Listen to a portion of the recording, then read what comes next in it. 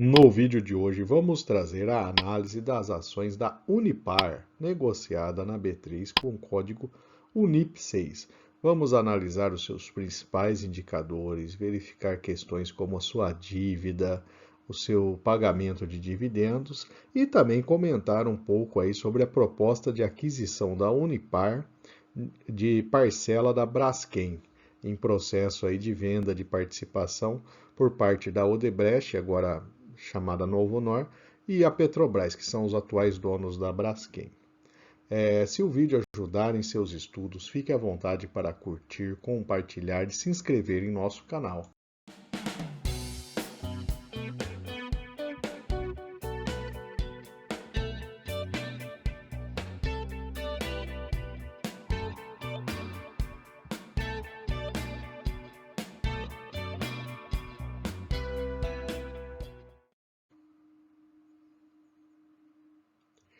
Dentre os principais acionistas da Unipar, temos a Vila Velha Administração, a Intermares Participações e um destaque aí para Luiz Barsi Filho, que é o maior acionista brasileiro aí, que tem participação em várias empresas e tem uma posição bastante relevante na Unipar. Além das ações ordinárias, ele consegue ter aí 24% das ações preferenciais da Unipar. Portanto, essa empresa é uma posição bastante relevante aí na carteira de Luiz Barsi Filho.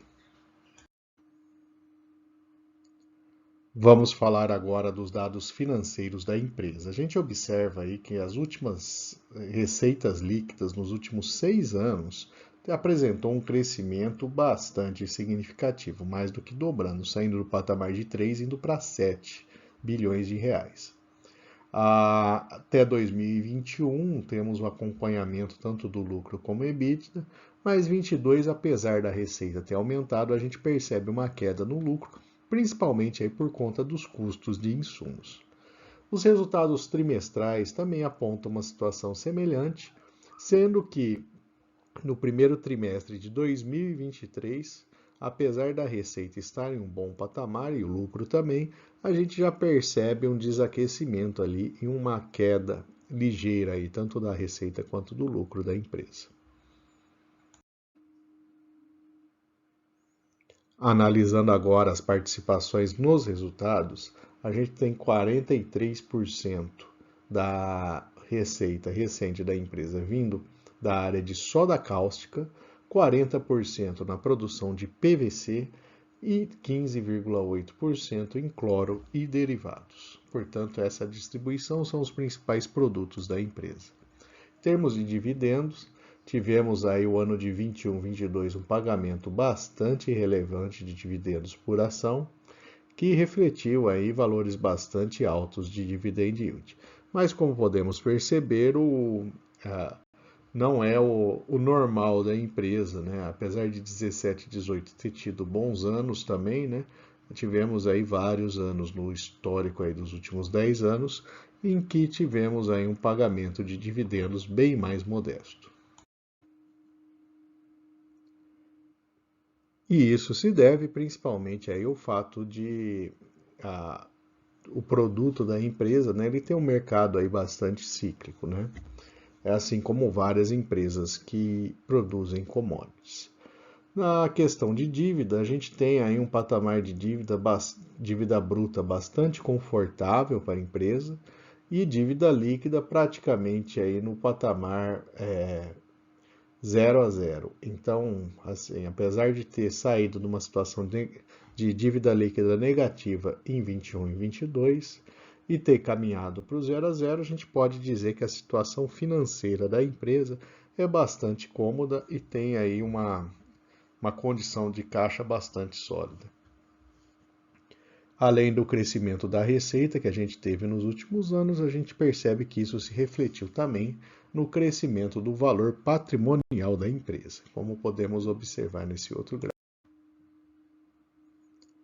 No gráfico de fluxo de caixa da empresa, nos últimos anos, a gente percebe aí que o caixa líquido das atividades operacionais apresentou um crescimento bastante significativo, sendo parte aí principalmente direcionada a financiamentos e até 21 aí podemos dizer que tivemos aí uma a parcela de investimentos bastante importante da empresa também. Essa é a situação de caixa, que é uma situação confortável que a gente enxerga aí na empresa de maneira geral. Neste gráfico temos a evolução tanto do preço por lucro quanto o preço valor patrimonial da ação. Em termos de preço-lucro, a gente tem aí um patamar intermediário em relação ao histórico, mas o preço-valor patrimonial aumentou ligeiramente aí nos últimos anos da empresa. Agora vamos avaliar aqui a comparação da Unipar com outras empresas da área química e petroquímica. E a primeira delas que vale chamar a atenção é a Braskem, inclusive pelo fato da gente ter tido uma notícia recente de uma proposta de aquisição significativa aí da Unipar, adquirindo uma parte importante da Braskem. E aproveite para deixar nos comentários o que você acha dessa transação. É uma transação que pode transformar a Unipar numa empresa maior do que ela é e dominar, aí, praticamente monopolizar o mercado, ou essa transação pode ser um passo maior que a perna e a Unipar pode se complicar aí, ainda mais numa situação em que vai ter aí um outro proprietário relevante da Braskem, sendo a Petrobras controlada pelo governo, e a Unipar pode aí ter dificuldades. Deixe nos comentários o que você acha dessa transação, qual que é a sua opinião. Vamos comparar agora os principais números. Em termos de dividend yield, a Unipar está imbatível, com várias empresas, tanto de químicos quanto fertilizantes. A Tronox, que produz aí insumos para pintura, pigmentos, é a que mais se aproxima. Relação PL está bastante interessante, de 7,1. PEBIT também aí o menor patamar das empresas que geraram lucro. A relação PSR está num patamar aí intermediário, a Braskem aí tem um patamar bem mais baixo, né? Relação preço com valor patrimonial, ele está um pouco acima, sendo o terceiro mais alto dessa lista. A margem EBIT na casa de 29%, a mais alta. A margem líquida de 16% perde somente para a Vitia.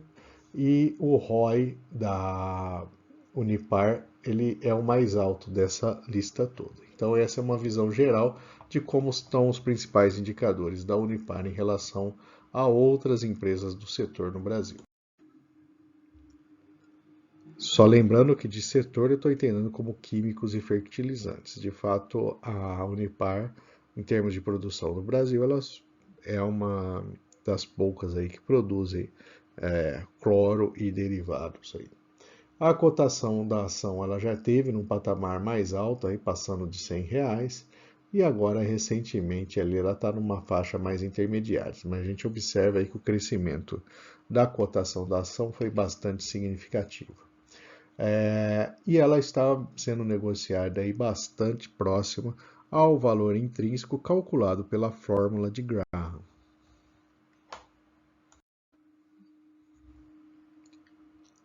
Em termos de projeção dos analistas, a gente tem uma projeção apontando aí para um valor ligeiramente superior e uma recomendação neutra em relação à ação. Agora trazendo algumas informações adicionais que a empresa publicou, a gente observa aí que houve um aumento da utilização de capacidade do último trimestre em relação ao trimestre anterior. Isso é importante, que a capacidade instalada representa mais produtos sendo produzido pela empresa. Houve também o preço internacional da soda cáustica, apresentou uma queda de 20%, como eu disse, o resultado ele é bastante afetado aí pelo valor do seu principal produto, e por compensação o mercado de PVC reverteu a trajetória de queda e o preço internacional cresceu 18% na comparação do primeiro trimestre de 23 em relação ao último trimestre de 22. E mais um ponto interessante, houve aprovação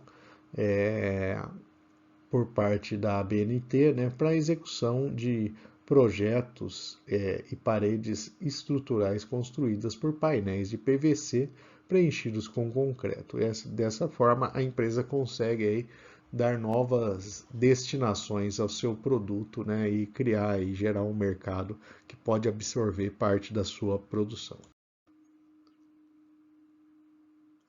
Trazendo agora as principais notícias da empresa, a Unipar, né, na folha do ABC, a Unipar pretende dobrar de tamanho nos seus próximos 10 anos. Essa é uma notícia aí que saiu recentemente. A empresa fez uma proposta significativa para aquisição de parte da Braskem. Então, essa notícia aí gerou bastante comentários, principalmente há uma semana atrás. E tem também, né, tem levantado desconfiança aí na proposta de compra da Unipar pela Braskem. Enfim, é uma situação que deve, com certeza, aí, deve ter vários desdobramentos, análise de CAD, inclusive, caso essa transação vá adiante. A Braskem ela tem como principais proprietários a Odebrecht, né, agora chamada Novo Honor, e a Petrobras. A empresa estaria entrando aí na participação, aí, dividindo, né, a maior posição acionária com essas duas empresas. Então teremos aí muita coisa a ser desdobrada. Existem notícias também de que haveria até o desejo por parte do governo atual de que a Petrobras assumisse a Braskem e transformasse numa empresa pública também, ou de economia mista, né, como é o caso da Petrobras.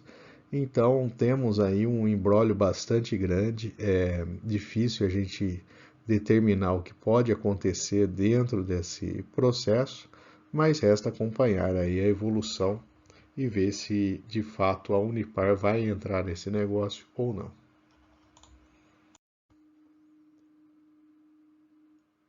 E finalmente vamos trazer os pontos positivos e negativos para a Unipar nesse momento. Do lado positivo, a gente tem um crescimento da receita e um excelente resultado que a gente chegou em 2021, fez com que esse resultado, a empresa está atualmente sem dívida, né, em posição, inclusive, para fazer grandes aquisições. A busca por novas aplicações dos seus produtos é algo positivo também, que pode abrir mercados importantes para a empresa. Múltiplos interessantes nesse momento, de maneira geral. Do lado negativo, a gente tem um cuidado para quem vai investir, né, um cuidado geral, né, é não olhar somente para dividendos, uma vez que essa empresa pode ter aí um comportamento cíclico, e se você compra a ação num momento de dividendos alto, com o preço um pouco mais alto, pode aí passar aí um bom período até conseguir recuperar parte do seu investimento. As oscilações de preço dos seus produtos podem mudar significativamente o seu resultado, como a gente observou ali nos comentários, né? Variações bem fortes ali no preço da soda. E a aquisição da Braskem pode tanto trazer a Unipar para um outro patamar, né, aumentando aí a robustez do caixa da empresa, ou também pode acabar gerando aí uma dívida significativa e trazendo mais problemas aí para a gestão da Unipar.